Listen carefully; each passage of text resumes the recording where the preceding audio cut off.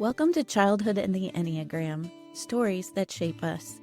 I'm Susan Parker Jones, licensed therapist, Enneagram practitioner, and author of The Wholehearted Child.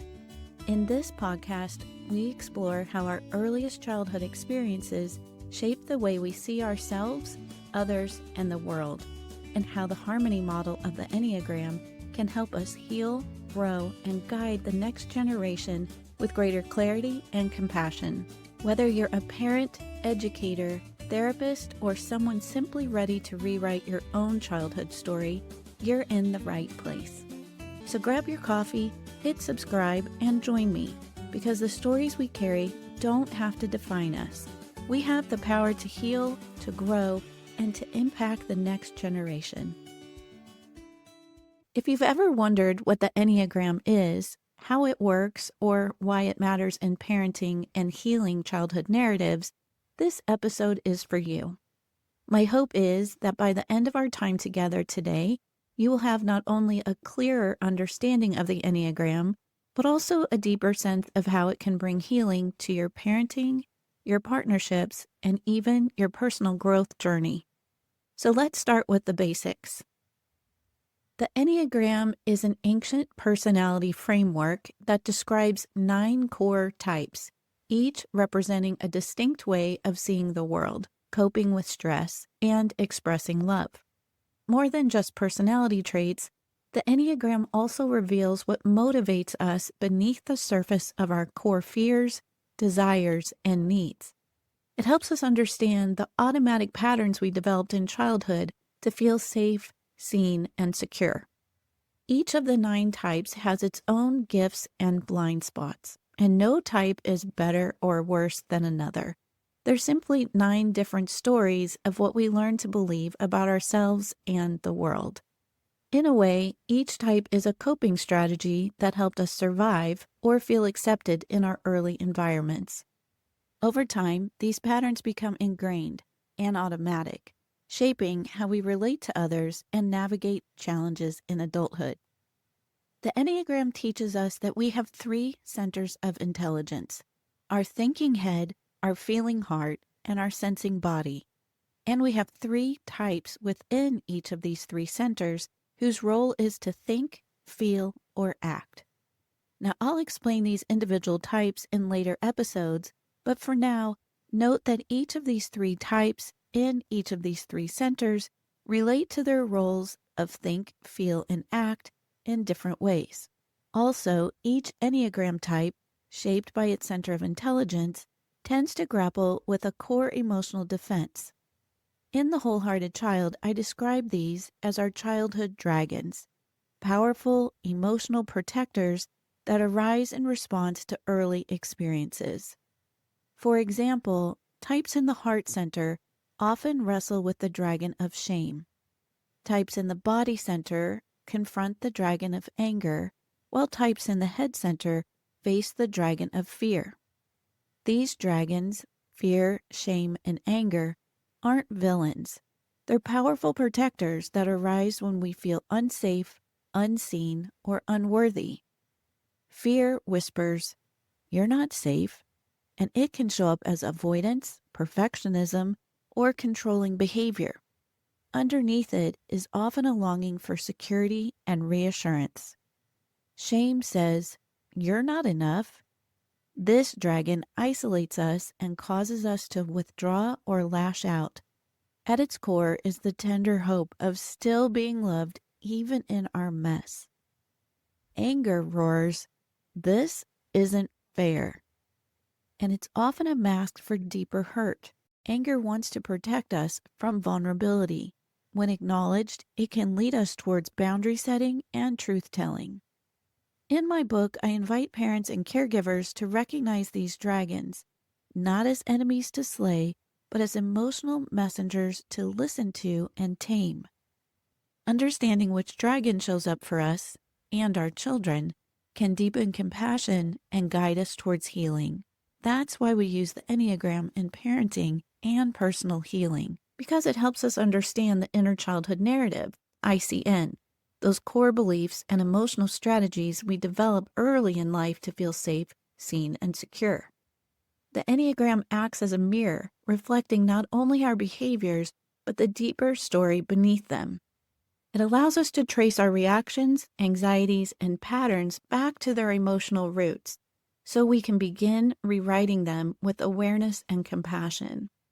It helps us name what was once invisible and gives language to patterns we've experienced for years, often without knowing why. For example, a parent who is a type 1 might have a deep inner critic and a longing to get things right.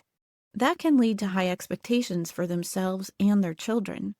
Understanding their type helps them practice grace, flexibility, and self-compassion. Or a type 6 parent who might always be preparing for worst-case scenarios, leading to anxiety-driven parenting. Awareness of this type helps a parent build more trust in themselves, in their children, and in the moment. And for kids, the Enneagram gives us insight into their underlying needs. When we parent from this place, we stop reacting and start responding with more empathy and wisdom. It's never about labeling a child. It's about learning to listen differently. Behavior becomes a window into what they're experiencing internally, and the Enneagram gives us that window frame.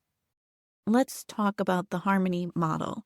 Traditional Enneagram teaching often focuses on one dominant type, but the harmony model recognizes that we're more than just a number.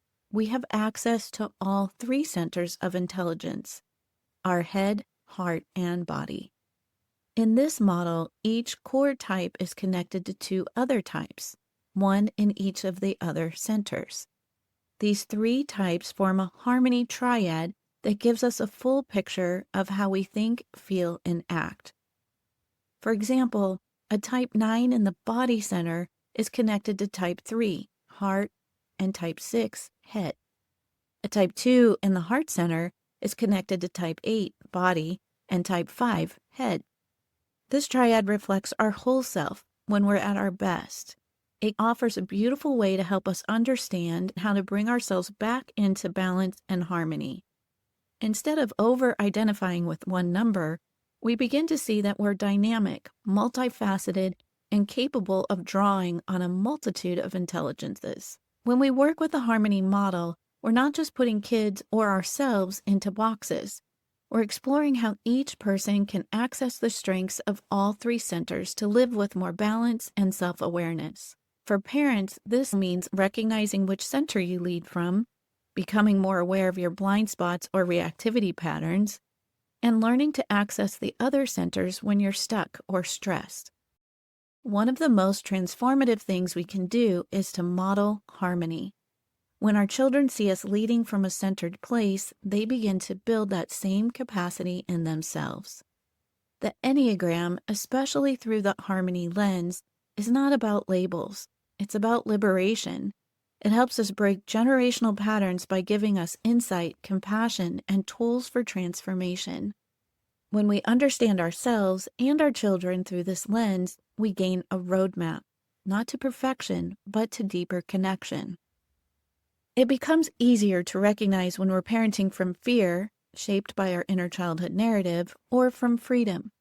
When we begin to notice the underlying story we've carried since childhood, we can see how it influences our reactions, our expectations, and our capacity for connection. It can reveal when we're reacting or responding, and when our childhood narrative is being repeated or rewritten. Whether you're new to the Enneagram or you've explored it for years, I invite you to stay curious. When it comes to the Enneagram, there's always more to learn and always more grace to give.